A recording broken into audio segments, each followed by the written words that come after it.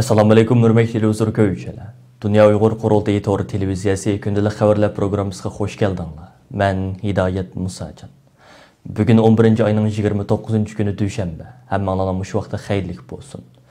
Aziz ko'ruvchilar, tuanda diqqatinglar bugungi xabarlar programmasining tafsilotida bo'lsin.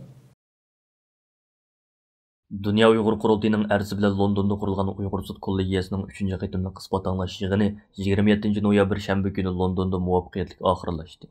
4 soatga yaqin davom qilgan bu qitimli isbot anglash yig'inida gollandiyalik urush va irqiy qirg'inchilik mutaxassisi professor doktor Ton Sivan bilan Washingtondagi kommunizm qurbonlari xotira fondining tadqiqotchisi doktor Adrian Ziniz apandilar to'r orqali guvohlik berdi.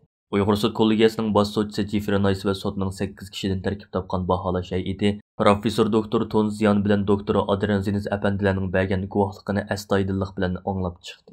Bu ishga nafar guvohchi sud qilgan bayonlarida mustabid Xitoy hokimiyatining Sharq Turkistonda Uyg'urlarni asos qilgan yerli xalqlarga qarata yurgizayotgan irqiy qirg'inchiligini xalqaro qonun prinsiplar va dalil isbotlar asosida qayta sharhlab chiqish bilan birga Xitoyning Uyg'urlarga qarata rasmiy irqiy qirg'inchilik jinoyati shakllantirganligini va bu xil jinoyatning ko'p taraflamalik dalillar orqali isbotlanganligini alohida ta'kidlab o'tishdi. Dunyo Uyg'ur qurultayining tashabbusi va arzi bilan 2020 yil 9 oyning 3 kuni Londonda qurilgan Uyg'ur sud kollegiyasining tunji qitimli isbot anglash yig'ini bu yil 6 oyning 4 kunidan 7 kunigacha. Ikkinchi qitimli isbot anglash yig'ini bo'lsa 9 oyning 10 kunidan 13 kunigacha Londonda chaqirilgan.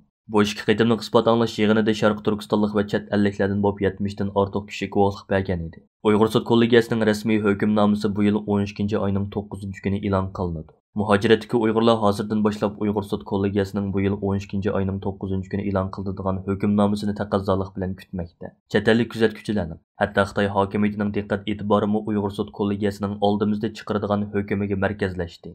Xalqaro qonunshunoslarning qarashicha Uyg'ur sud kollegiyasining tarafsiz holda chiqaradigan hukmi kelgusida xalqaro organlar, parlamentlar va hukumatlar uchun zo'r qonuniy asos bo'la oladi. Shuning uchun Xitoy hokimiyati mazkur sudga buzg'unchilik qilish uchun bir davlatga yarashmaydigan razil vositalarning hammasini ishga soldi. Guvohchilarga tahdid soldi. Guvohchilarning vatandagi urug' tuqqanlarini ko'raga ilib olib, ularni majburiy ekranlarda so'zlatish orqali chet eldagi guvohchilarga ruhiy azob soldi. Uyg'ur sud kollegiyasiga va uning raisi Jeffrey Nice apandimga qarshi embargo yurgizdi. Dunyo Uyg'ur qurultayi markaziy organining istansimizga bildirishicha, 12 oyning 9 kuni Londonda o'tkaziladigan hukm e'lon qilish murosimiga qurultayining asosiy rahbarlari, har qaysi Uyg'ur tashkilotlarining mas'ullari va siyosiy faoliyatchilarimiz bevosita berib qatnashishga hozirlanmoqda. Hukm e'lon qilish murosimiga xalqaro donliq xabar agentliklari va matbuotlar, Angliya parlamentining a'zolari, qonunshunoslar, advokatlar va yuqori darajali tadqiqotchi va siyosiy arboblardan bo'lib ko'p sonda kuzatuvchi taklif qilinadi. Uyg'ur sud kollegiyasining bosh sudchisi Jeffrey Nice apandi bo'lsa ayni chog'da Markaziy Gollandiyadagi xalqaro adolat divonida sobiq Yugoslaviya prezidenti Milosevichni sudlagan dunyoga mashhur sudchi bo'lib, xalqaro qonun sohasida yuqori inovatga ega shaxslarning biridan iborat. Bu sud kollegiyasini qurib chiqishdagi maqsad shuki, garchi Xitoy davlati xalqaro irqiy qirg'inchilik ahdnomasiga imzo qo'ygan davlat bo'lmasa-mu, afsuski Xitoy bu deloning xalqaro jinoyat sudida yoki har qanday bir xalqaro adolat sudida ko'rilishiga qarata to'sqinlik qilish imtiyoziga ega. Ammo xalqaro Uyg'ur sud kollegiyasi bu vaqtda nopuzliq va tarafsiz holda hukm chiqara oladi. Bu sud hech biri oldin hukm va yoki taxminga asoslanmagan holda dalillarni tekshirib, barliq bor bo'lgan materiallar va paketlarga qarab oxirgi hukmnomani e'lon qiladi. Hukumatlar va xalqaro tashkilotlar o'tirg'i chiqqan shu dalil asosidagi hukmnoma orqali o'zlarining xalqaro majburiyat va javobgarliklarini to'nib yetadi.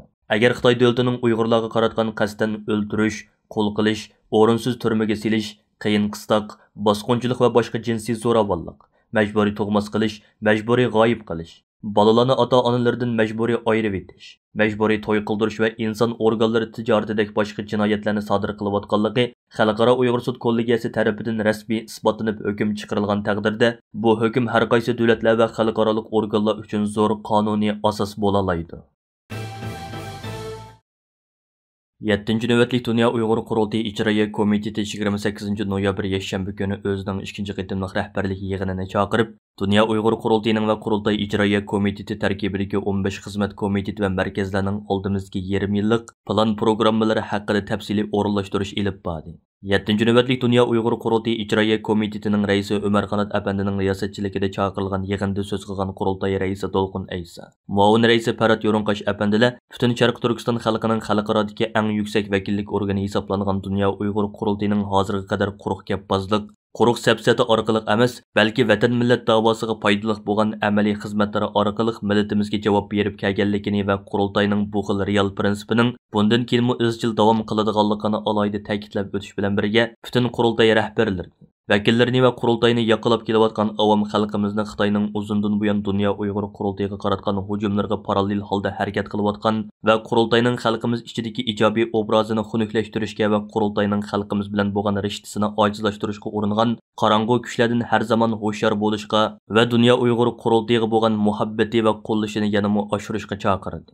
Dunyo Uyg'ur qurultayi ijroiya komitetining birdak qaroriga asosan qurultay uchur va tashviqot markazi, qurultay tadqiqot markazi, qurultay nashriyat markazi va qurultay madaniyat markazi qurultay ijroiya komitetining muavin raisi Samat Abla apandimning boshqarishiga, qurultay diniy ishlar komiteti, qurultay yoshlar komiteti, qurultay ayollar komiteti va qurultay muhojirlar komiteti qurultay ijroiya komitetining muavin raisi Turg'unjon Alovuddin apandimning boshqarishiga, qurultay Xitoy ishlari komiteti, qurultay kishilik huquq komiteti va qurultay qonun komiteti qurultay ijroiya komitetining muavin raisi Ilshad Hasan Ko'kböre apandimning boshqarishiga, qurultay maarif komiteti, qurultay sayya komiteti va qurultay ekologiya komiteti qurultay ijroiya komitetining muavin raisi Erkin Ahmedov apandimning boshqarishiga bo'lib berildi.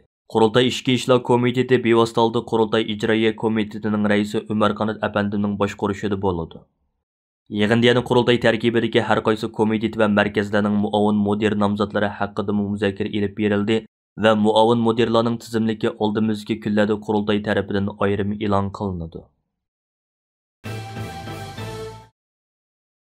Janubiy Xitoy Atiyallik pochtasi gazetining xabar qilishicha, Yevropa Ittifoqi Xitoyning Sharq Turkistonda yurgizayotgan kishilik huquq dafsandichiliklari sababidan Xitoy amaldorlariga qaratilgan jazo tadbirlarini yengillashni planlagan. Bu yil 22 mart kuni Amerika, Kanada, Angliya va Yevropa Ittifoqi birlikda Uyg'urlarga qaratilgan kishilik huquq dafsandichiligiga chetishlik bo'lgan atalmish Xinjiang ishlab chiqarish qurilish Bengtuani partikomining sekretari Wang Juncheng, Uyghur Abdunum Rayonluq Jamoat Xavfsizligi nazoratining noziri Chin Mingo va atalmish Uyghur Abdunum Rayonluq Siyosiy qonun komitetining sobiq sekretari Ju Xaylun qatorliq 6 nafar Xitoy amaldoriga yer shari Magnitskiy qonuni bo'yicha jazo tadbiri e'lon qilgan edi. Xabarga qaraganda bu jazo tadbirlari bu yil 6 va 7 dekabr kunlari Yevropa Ittifoqiga a'zo 27 davlatning ijtimoiy, siyosiy, sahiya va iste'mol ishlari ministrliklari yig'inida qayta o'tirg'i qo'yilib, uni yangilash ustida muzokara bo'ladi ekan. Egilanishicha bu jazo tadbirining ashu yig'inda tasdiqlanishidan umid zo'r ekan. Kanadaning yer shari va pochta gazetining xabariga qaraganda Kanada Kengash palata a'zosi Liu Hosakus 24 noyabr kuni Xitoyning Uyg'urlarni majburiy emgakka selayotganligi sababli Xitoyning Sharq Turkistonda ishlab chiqariladigan mahsulotlarni import qilishni cheklash qonun loyihasini o'ttirg'i qo'ygan. Liu Hosakus o'ttirg'i qo'ygan loyihasida tamojni bejiga tuzitish kirgizib, butunlay yoki qisman Sharq Turkistonda ishlab chiqarilgan tovarlarni import qilishni cheklashni ta'kidlagan. U yana Xitoyning Uyg'urlarga qaratilgan kishilik huquq dafsandichiligi bilan ayblagan. U davr gazetiga bergan ziyoratida mundaq degan: "Bu qonun loyihasi hukumatimizning texnik kuchlik o'rinda turib, Xitoy kommunist hokimiyatiga davlatimizning kishilik huquq dafsandichiligiga qarshi turishdagi qimmat qarashini ifodalashdagi muhim bir fursatdir. Kanada hech qanday bir masalada Xitoyga qattiq pozitsiyada bo'lmadi. Majburiy emgakka qarshi turishdagi pozitsiyasi mu yetarli emas." Yaqinda Kanadada o'tkazilgan xalqaro Halifax xavfsizlik kengashidan iborat muhim yig'inga dunyo Uyg'ur qurultayining raisi Dolqun Aysa apandi qatnashgan bo'lib, Kanada hukumatidan Uyg'ur irqiy qirg'inchiligini e'tirof qilish, Uyg'ur majburiy emgakka chetishlik mahsulotlarining Kanada bozoriga kirishini cheklash qatorliq muhim talablarni o'ttirg'i qo'ygan edi. Uyg'ur irqiy qirg'inchiligini qabul qilgan 3 millionlik nopusga ega Litva Jumhuriyati 1 milliard 400 millionlik nopusga ega Xitoy bilan tirkishni izchil davomlashtirmoqda. Baltiq dengizi bo'yidagi 3 millionlik nopusga ega Litva Jumhuriyati Yevropa Ittifoqiga a'zo davlatlar ichidagi eng kichik davlat hisoblanadi. Shundoq bo'lishiga qaramay, Litva 1 milliard 400 millionlik nopusga ega Xitoy bilan davomli tirkishib, ham Xitoyni ham Yevropani hayron qoldirmoqda. Litva 2021 yilining mart oylarida Xitoy tarafidan Yevropani parchlash maqsadida qurib chiqilgan o'yatda qo'shilgan bir ittifoqidan tunji bo'lib chekinib chiqqan edi. Bu davlat yana Xitoyning turli tahdidlariga parvo qilmay, bu yil 19 may Xitoyning Uyg'urlar ustidan yurgizayotgan bostirish siyosatlarini irqiy qirg'inchilik va insoniyatga qarshi jinoyat deb e'tirof qilib, Xitoyning qattiq jiniga tekkan. Litva yana 9 oyda tunji bo'lib Tayvanning Litvada Tayvan degan nom bilan vakolatxona qurishiga ijozat bergan hamda 11 oyda Tayvanga vakillar o'mika avatib, bir yurish kelishimlar tuzgan. Natijada Xitoy bilan bo'lgan diplomatik munosabati buzilib, ikki taraf o'z elchilarini chekindirib chiqqan. Oldingi hafta Xitoy Litvadagi elchixonasining o'rnini vakolatxona darajasiga tuvallatganligini e'lon qilgan hamda Litvani og'ir badal to'laydi deb ogohlantirgan. Mana shunday bir vaziyatda Litva parlamentida Xitoy olimpik musobaqasini boykot qilish chaqiriqi takror o'ttirg'a qo'yilgan. Fransiya Ovozi radiosining 25 noyabrdagi Litva tantarbiya ministri Bejing qishliq olimpik musobaqasiga qatnashmaydiganligini bildirdi nomli xabarga asoslanganda, Litvaning Maarif, Ilm-fan, tantarbiya ministri Yurgita Shornidskiy 25 noyabr bayonot e'lon qilib, 2022 yillik Bejing qishliq olimpik musobaqasiga qatnashmaydiganligini bildirgan. Oldingi hafta bo'lsa Litva Tashqi ishlar komitetining raisi Žygimantas Paulius boshchiligidagi Litva parlamentining 17 nafar a'zosi birlashma bayonot e'lon qilib, 2022 yillik Bejing qishliq olimpik musobaqasini diplomatik boykot qilishni tashabbus qilgan. Ular bayonotida davlat raisi, hukumat amaldorlari va diplomatlarni o'z ichiga olgan barliq siyosiy arboblarning Bejing qishliq olimpik musobaqasiga qatnashmasligini, vakillar o'mika avatmasligini talab qilgan. Ularning fikricha bo'lganda Bejingning kishilik huquq dafsandichiliklarini oqlashiga fursat yaratib bermaslik kerak ekan. Ular bayonotida muhim xalqaro tanharakat faoliyatlari mustabid davlatlarda o'tkazilmasligi, ularning mustabid tuzilmasiga chapon yapmasligi, ularning siyosiy tashviqot quroliga aylanib qolmasligi kerak deganlarni bayon qilgan. Interpol xalqaro soqchi tashkilotining saylami 25 noyabr kuni Istanbulda o'tkazilgan. Saylam natijasi shu kuni Interpolning rasmiy tor betida va Twitter hisobida e'lon qilingan. Ma'lum bo'lishicha, Arab Birlashma Xalifaligi Ichki ishlar ministrligining bosh mufattishi Ahmad Nassar al-Raisi Interpolning yangi navbatlik raisligiga saylangan. Ahmad Nassar al-Raisi buningdan keyingi 4 yil jarayonida Interpolning raislik vazifasini o'taydi ekan.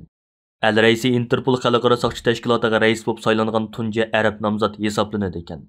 BBC Türkçe axbaratıning xabarida bildiruvchi Interpol saylamida al-Raisi 68,9% ovoz bilan rais bo'lib saylangan.